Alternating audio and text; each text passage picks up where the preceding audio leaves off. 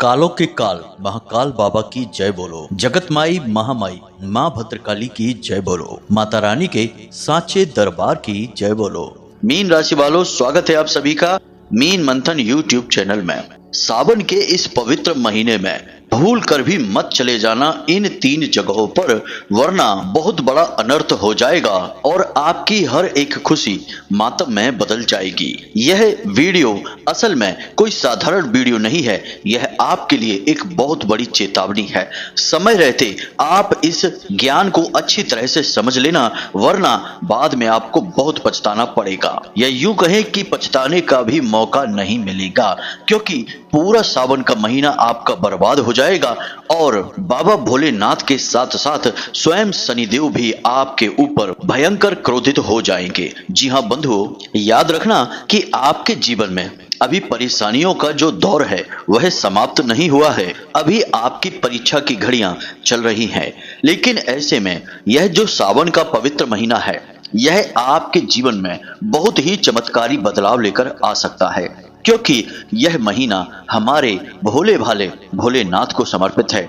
और इस महीने में यदि आप सच्चे मन से भोले बाबा की सेवा करते हैं और किसी प्रकार की भी गलती नहीं करते हैं, तो आपका भाग्य अपने आप बदल जाएगा। याद रखना कि भोले बाबा को देवों के देव महादेव कहा जाता है और कालों के काल महाकाल कहा जाता है। यानी कि आपके भाग्य में यदि कोई अनिष्टकारी घटना लिखी हुई है, तो भोले बाबा की पूजा करने से और उन्हें प्रसन्न कर लेने से वह घटना भी कट जाएगी। इसीलिए हम आपसे कह रहे हैं कि यह एक सुनहरा मौका है, इसे हाथ से बिल्कुल जाने मत देना।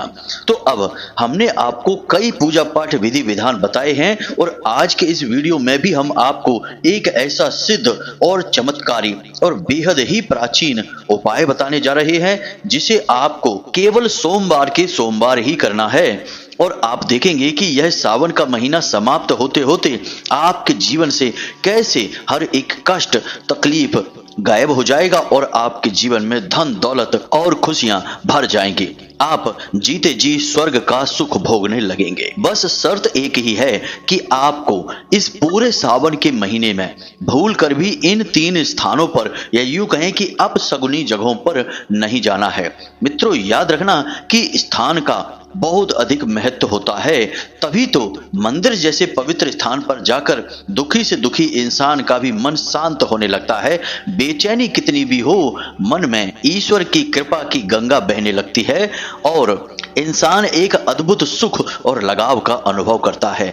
ठीक उसी प्रकार किसी लड़ाई झगड़े वाली जगह पर जाकर एक शांत चित्त का इंसान भी बेचैन हो जाता है, घबराने लगता है। तो ऐसे में आपको सावन के इस पवित्र महीने में 3 ऐसे स्थान हैं जहां भूल कर भी नहीं जाना है, क्योंकि इन 3 स्थानों पर इतनी भयंकर नकारात्मक ऊर्जा उत्सर्जित होती है जो आपके चरित्र को भी दूषित करेगी, आपके सौभाग्य को भी समाप्त कर देगी और आपके द्वारा किए जाने वाले हर एक पुण्य कर्म को पूर्ण रूप से समाप्त कर देगी। जी हाँ मित्रों, अब हम आपको पहले ही बता दें कि ये कोई साधारण जगह नहीं है, जैसे कि कोई जुआ खेलता है वहां, या फिर कोई शराब पी रहा है वहां, या फिर कहीं पर मांस का या वेश्यावृत्ति का कार्य हो रहा है।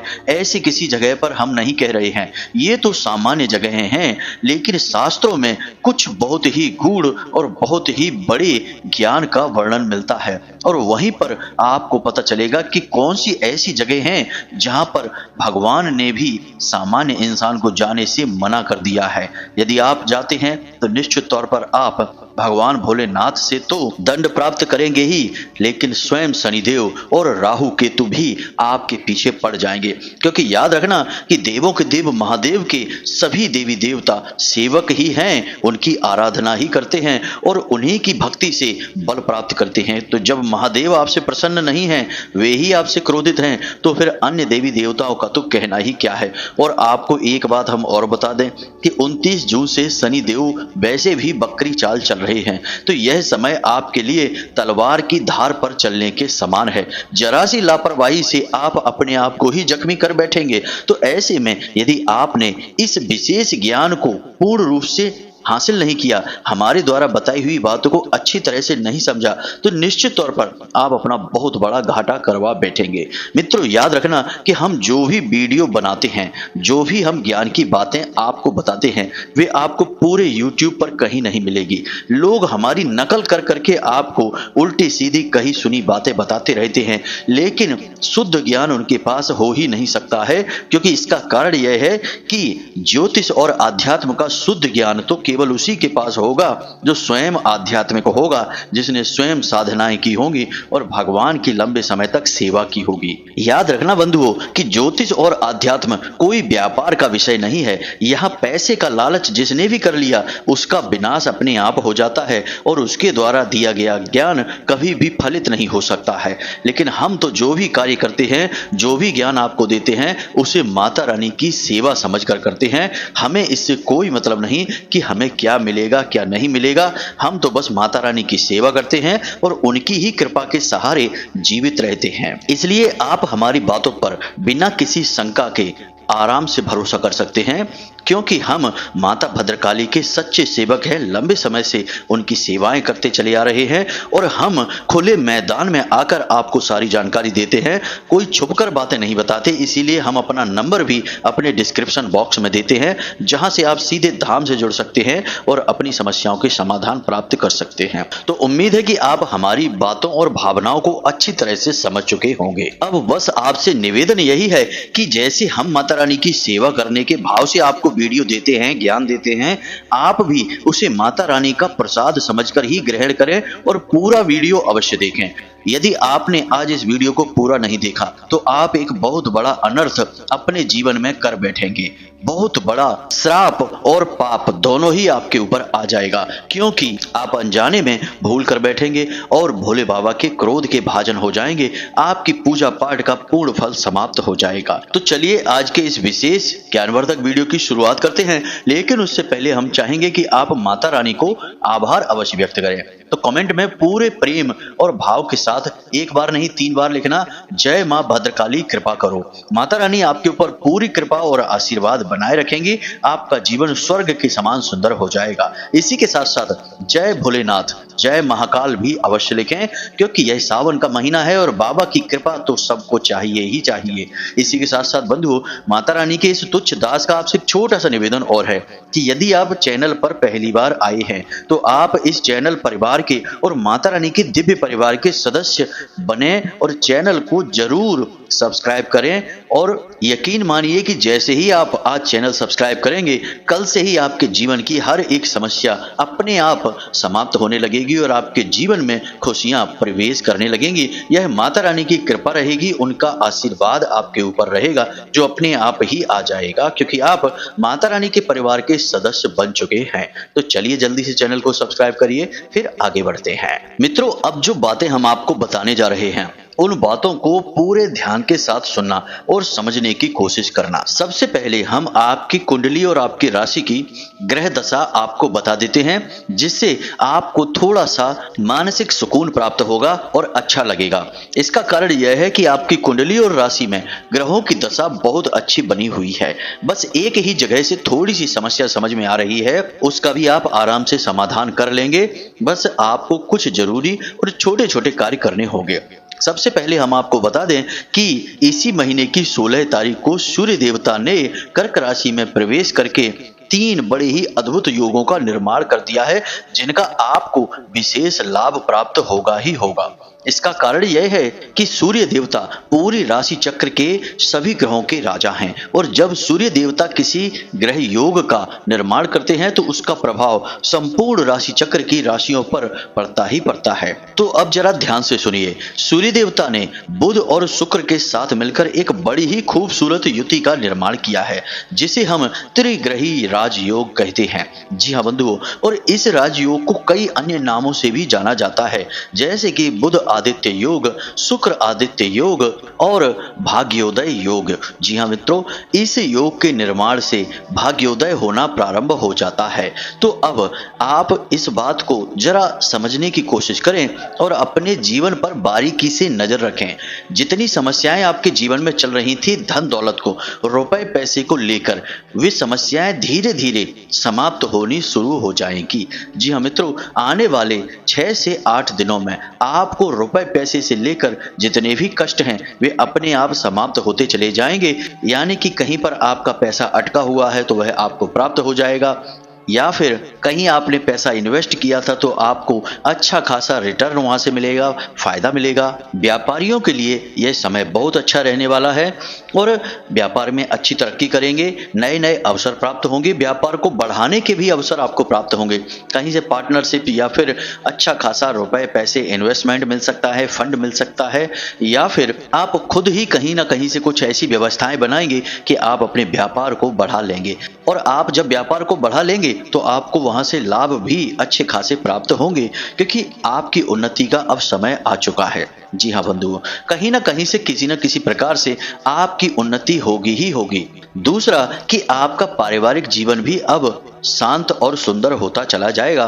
खास तौर से दाम्पत्य जीवन और प्रेमी जीवन बहुत ही अच्छा हो जाएगा, क्योंकि शुक्र लाभ भाव में गोचर कर रहे हैं और शुक्र का कार्य ही है जीवन में प्रेम की मधुरता को बढ़ा देना, दाम्पत्य सुख बढ़ा देना, प्रेमी जीवन के आनंद को भी बढ़ा देना, इसी के साथ साथ भोग विलास की सुविधाएं भी दिलवाना।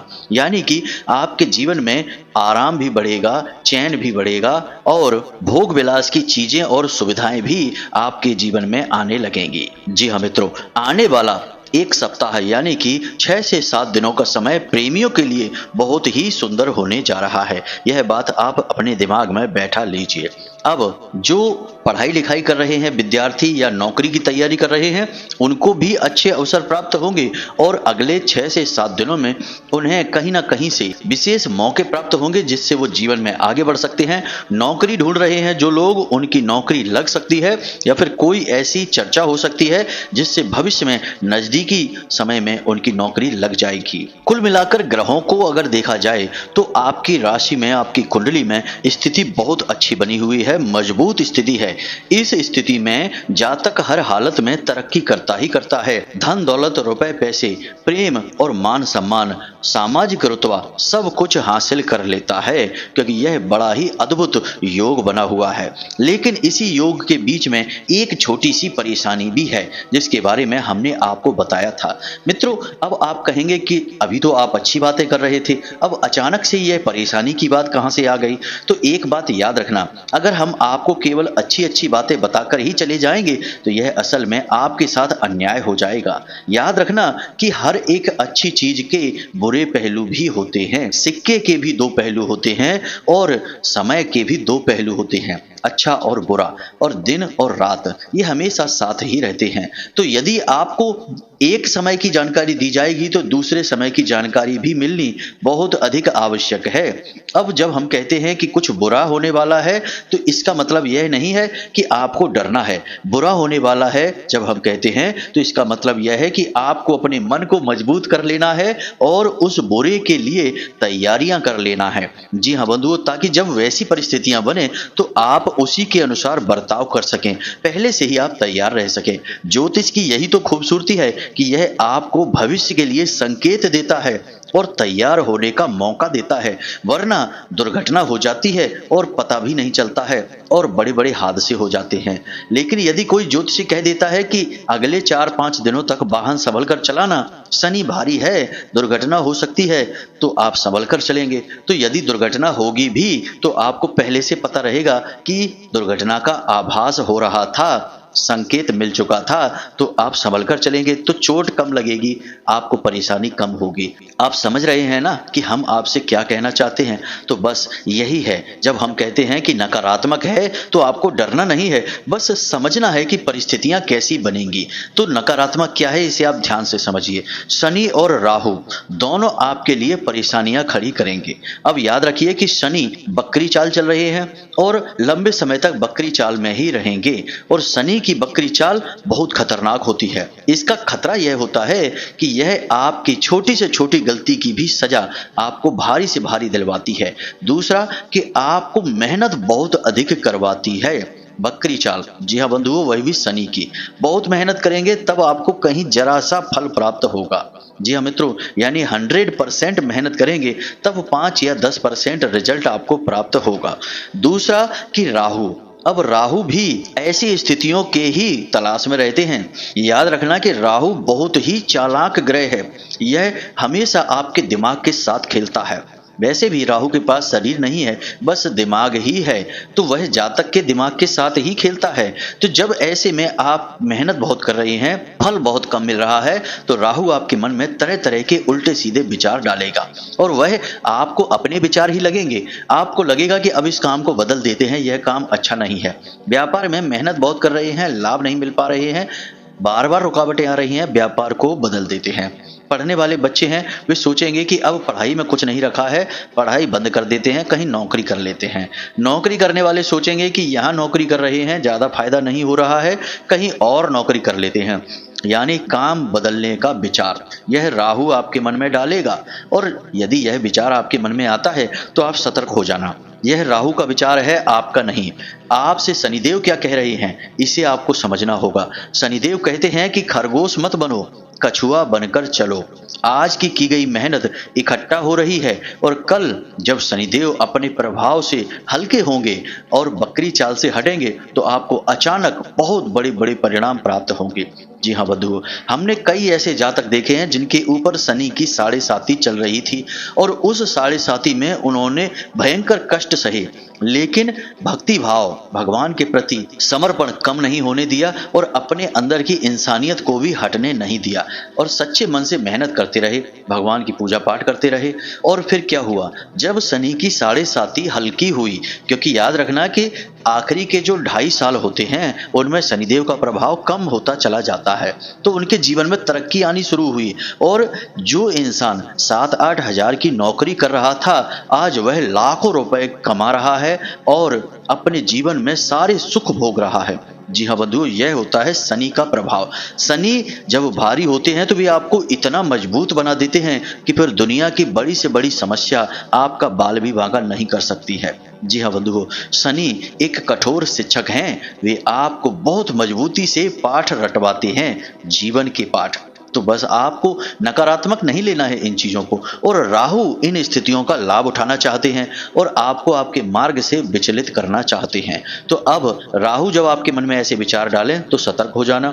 दूसरा, आपके मन में यह विचार आ सकते हैं कि आप कोई नकारात्मक कार्य करने लगें, जैसे जुआ, शराब आदि, या नकारात्मक लोगों के साथ उठने बैठने लगें, वेश्यावृत्ति, मांसाहार और गलत आचरण करने लगें, तो ये विचार भी राहु के होंगे। वाहन को गलत तरीके से चलाना, यह विचार भी राहु का होगा। उल्टे सीधे कपड़े पहनना, सही तरह से नहीं रहना, जीवन में अस्त व्यस्त रहना, जरूरत से ज्यादा आलस दिखाना और लोगों के साथ दुर्व्यवहार करना और बड़ों को सम्मान न देना और छोटों से प्रेम न करना, ये सारे के सारे आचरण राहु के हैं। आपको समझना होगा, यदि आपके मन में ऐसी भावनाएं आने लगे, बात बात पर आपको क्रोध आने लगे, अपनों और परायों में आप भेद करना भूल जाएं, अपनों से ही बार बार लड़ने झगड़ने लगें, तो आप समझिए कि आपके ऊपर राहु हावी हो रहा है। आपको इन भावनाओं को अपने ऊपर हावी नहीं होने देना है। बस इन बातों को आपको ध्यान देना है और जीवन में जो चल रहा है बस उसी पर अड़े रहना है। जितना मिल रहा है बस उसी में खुश रहना है। एक दिन आएगा बहुत ही जल्द जब शनिदेव की परीक्षाएं समाप्त हो जाएंगी तो आपको इतना मिलेगा जितनी कि आपने सपने में भी कल्पना नहीं की होगी। मित्रों, याद रखना, हमने अपने जीवन के अनुभव से आपको जो बातें बताई हैं वे पूर्ण रूप से सत्य हैं और एक दो नहीं, कई ऐसे जातक हैं जिनके जीवन में हमने ऐसी परिस्थितियों को बनते देखा है। कईयों को तो मिटते, बर्बाद होते और तबाह होते देखा है और कईयों को शनिदेव की 7.5 में और अढ़ैया में जीवन की अद्भुत तरक्की करते देखा है। जी हाँ मित्रों, सब कुछ आपके ऊपर निर्भर करता है। आपका व्यवहार है कि आप कैसे अपने जीवन को ग्रहण करते हैं। तो यह तो थी आपकी राशि, आपकी कुंडली का संपूर्ण आकलन। इन्हें आप बारीकी से समझें। हो सकता है कि कुछ बातें हमने जल्दबाजी में बता दी हो, आप समझ ना पाए हो, तो दोबारा वीडियो देखें, सारी बातों को समझें।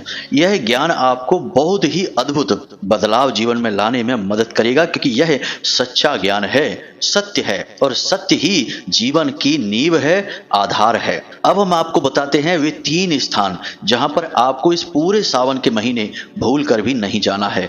अब इससे पहले आप एक छोटी सी बात हमारी सुनिए। यह आपके लिए बहुत अधिक आवश्यक है और अमृत के समान कार्य करेगी। यदि आप भोले बाबा को प्रसन्न कर लेते हैं, बिना कोई गलती किए उनकी पूरे भाव के साथ सेवा करते हैं, तो आपके ऊपर शनिदेव का जितना भी भार होगा, जितने भी कष्ट होंगे, समाप्त हो जाएंगे, क्योंकि शनिदेव भोले बाबा के शिष्य हैं। अब यदि आप गुरु को प्रसन्न करेंगे तो शिष्य तो अपने आप ही प्रसन्न हो जाएंगे, और शिष्य फिर कैसे अपने गुरु के भक्त को परेशान करेंगे? यह तो संभव ही नहीं है। और एक कथा भी है जिसमें कि स्वयं शनिदेव ने भोले बाबा से यह कहा है कि जो भी आपके ऊपर केवल 1 लोटा जल समर्पित करेगा, मैं उसे अपने संपूर्ण दोषों से मुक्त कर दूंगा। और उसी के बाद शनिदेव ने भोले बाबा को अपने गुरु के रूप में स्वीकार किया था। यह कथा बहुत लंबी है, किसी अन्य वीडियो में आपको सुनाएंगे यदि आप चाहेंगे तो अब आपको बस करना इतना है कि इस पूरे सावन के महीने में भोले बाबा को बस 1 लोटा जल समर्पित करना है और बेलपत्र चढ़ाना है। बस इतना सा करते रहिए, एक भी दिन चूकना नहीं, प्रतिदिन यह कार्य करना। और याद रखना कि भोले बाबा के पट कभी बंद नहीं होते हैं, तो दिन में जब भी आपको अवसर मिले आप चले जाना बस, और मंदिर में जाकर अपनी हाजिरी लगा देना, और आप शनिदेव के प्रभावों से, दुष्प्रभावों से मुक्त हो जाएंगे। बस इतना सा आपको करना है। अब हम आपको बताते हैं 3 स्थानों के बारे में जहां आपको भूल कर भी नहीं जाना है। इन बातों को भी ध्यान से समझना, क्योंकि इन स्थानों पर जाना शास्त्रों के विरुद्ध है, ईश्वरीय विधान के विरुद्ध है, तो आपको यहां पर नहीं जाना है। कौन सी है वे जगह? ध्यान से सुनिए और समझिए। पहला स्थान है जहां देव निंदा हो रही हो। इसका प्रमाण यह है कि श्रीमद् भागवत में श्री सुखदेव जी राजा परीक्षित से कहते हैं कि हे परीक्षित, ध्यान से सुनो कि जो इंसान देव निंदा को अपने कानों से सुनता है, या फिर देव निंदा स्वयं करता है, या फिर जहां देव निंदा हो रही है उस स्थान पर चला जाता है, तो उस इंसान का साथ संपूर्ण देवी शक्तियां छोड़ देती हैं। जी हाँ बंधुओं, यह वैदिक विधान है, और जो इंसान लगातार इस कार्य को करता रहता है, वह इंसान किसी भी हालत में भगवान का प्रिय नहीं हो सकता है, और मृत्यु के बाद भी उसे शांति प्राप्त नहीं होती है, और वह प्रेत बनकर अनंत काल तक इस मृत्यु लोक में भटकता रहता है। लेकिन आजकल लोग इस बात को नहीं समझते हैं, और अपने धर्म, अपने भगवान और अपने आराध्य के बारे में ही अनाप शनाप बातें करने लगते हैं, और इसमें भी आनंद लेने लगते हैं, जबकि यह बहुत ही बड़ा अपराध है। असल में अक्षम्य अपराध है, इसकी क्षमा ही नहीं है। तो यह तो पहला स्थान था। अब दूसरे स्थान की बात करते हैं। दूसरा स्थान जहां पर किसी प्रकार का पातक हो चुका है। पातक क्या होता है? जिस घर में मृत्यु हो चुकी है, या जिस घर में शव रखा है, या फिर यूं कहें कि किसी भी प्रकार का अशुद्ध वातावरण बन चुका है, उस स्थान पर आपको भूल कर भी नहीं जाना है, क्योंकि आप भोले बाबा की पूजा कर रहे हैं और यह पवित्र समय है। अब जिसके साथ जो हुआ वह विधि का विधान है, लेकिन आपको अपना बचाव करना ही होगा, वरना आपकी पूजा पाठ और साधना खंडित हो जाएगी। तो आपको किसी ऐसे इंसान के यहाँ नहीं जाना है। भले ही खबर मिले तो आप कुछ समय के लिए रुक जाना, थोड़े स्वार्थी बन जाना। किसी के यहाँ मृत्यु हुई है, शव रखा है, या फिर किसी की शव यात्रा है, शमशान तक जाना है, आपको इन जगहों पर नहीं जाना है। अब बात करते हैं तीसरे स्थान की। मित्रों, इस तीसरे स्थान के बारे में आपको एहसास भी नहीं होता, और कब आप नकारात्मक ऊर्जा अपने साथ लिए चले आते हैं और असल में आप शास्त्र विरुद्ध हो जाते हैं। इस तीसरे स्थान के बारे में ध्यान से सुनिए। आपको किसी ऐसे मंदिर में नहीं जाना है जहां पर 2 तरीके के कार्य होते हैं। पहला कि उस जगह की नियमित पूजा पाठ नहीं होती है। जी हाँ मित्रों, कुछ ऐसे मंदिर भी होते हैं जहां नियमित पूजा पाठ नहीं होती है। ठीक सावन के महीने में लोग वहां जल डालना शुरू कर देते हैं, बाकी के सामान्य दिनों में कोई उन मंदिरों में जाता ही नहीं है। जी हाँ मित्रों, ऐसी जगहों पर आपको नहीं जाना है। आपको ऐसे मंदिर का चुनाव करना है जहां पर नियमित पूजा पाठ का विधान है, वहीं पर देवीय शक्तियां रमण करती हैं। दूसरा कि कुछ मंदिर ऐसे होते हैं जहां यहाँ पर कि पुरानी टूटी फूटी मूर्तियों को भी लोग एक तरफ रखकर उनके पूजन करते रहते हैं। जी हाँ मित्रों, यह उनका अति प्रेम होगा या फिर कोई और उनकी भावनाएं हैं, लेकिन हमारे हिंदू धर्म में मूर्ति यदि जरा भी खंडित हो जाती है तो उसके विसर्जन का विधान है, क्योंकि वह निर्माल्य है। और यदि आप उस मूर्ति का पूजन कर देते हैं तो निश्चित तौर पर उस स्थान पर दैवी शक्ति तो हो ही नहीं सकती है, नकारात्मक ऊर्जाएं होती हैं। जी हाँ मित्रों, लेकिन हमने देखा है कि वहां पर लगातार लोग जाते रहते हैं और उन खंडित मूर्तियों की भी पूजा करते रहते हैं। अब जो हमारे शास्त्र कह रहे हैं, जो हमारे पुराण कह रहे हैं, वे तो यही कहते हैं कि खंडित मूर्ति का विसर्जन करना है, लेकिन लोग उनसे प्रेम करने लगते हैं और नई मूर्ति तो स्थापित कर रखी है और पुरानी मूर्ति को भी बगल में कहीं रख दिया है और उसकी भी पूजा करते चले जा रहे हैं। ऐसे मंदिरों में कभी रौनक नहीं रहती है और इन मंदिरों में जाकर पूजा करने से आपके पुण्य का नाश होता है। तो बस आपको ध्यान देना है कि आपको किसी ऐसे मंदिर में नहीं जाना है। अब मंदिर जाने के नाम से ही लोग एकदम अंधे से हो जाते हैं, सारी चीजों को भूल जाते हैं, विधि विधान का भी ध्यान नहीं रखते हैं और पागलों की तरह बस भागे भागे चले जाते हैं। कुछ को तो हमने देखा है कि भोले बाबा के ऊपर फेंक फेंक कर फूल मार रहे हैं और कुछ को तो हमने देखा कि दूर से ही जल भोले बाबा के ऊपर समर्पित कर रहे हैं और छींटे चारों ओर हवा में उड़ रहे हैं, अगल बगल खड़े लोगों के ऊपर गिर रहे हैं, जमीन में गिर रहे हैं। यह सब गलत है। अगर आपको करना है तो पूजा पाठ पूरे विधि विधान शास्त्रीय पद्धति से करिए और नहीं तो मत करिए। गलत तरीके से किए गए कर्म का तो परिणाम भी नकारात्मक हो जाता है बंधुओं।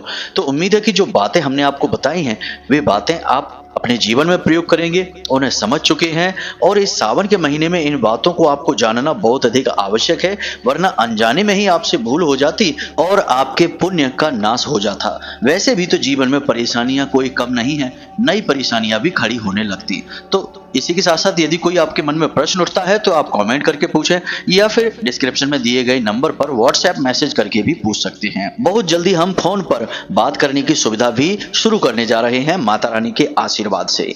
इसी के साथ साथ आज के इस वीडियो को विराम देते हैं। कमेंट में जय मां भद्रकाली कृपा करो, जय भोलेनाथ अवश्य लिखना। हमेशा हंसते रहें, मुस्कुराते रहें, सकारात्मक रहें, भगवान में अपनी आस्था बनाकर रखें, वहीं से आपका उद्धार होना है। मिलते हैं अगले ज्ञानवर्धक वीडियो में, तब तक के लिए धन्यवाद। जय माई की, जय मां भद्रकाली।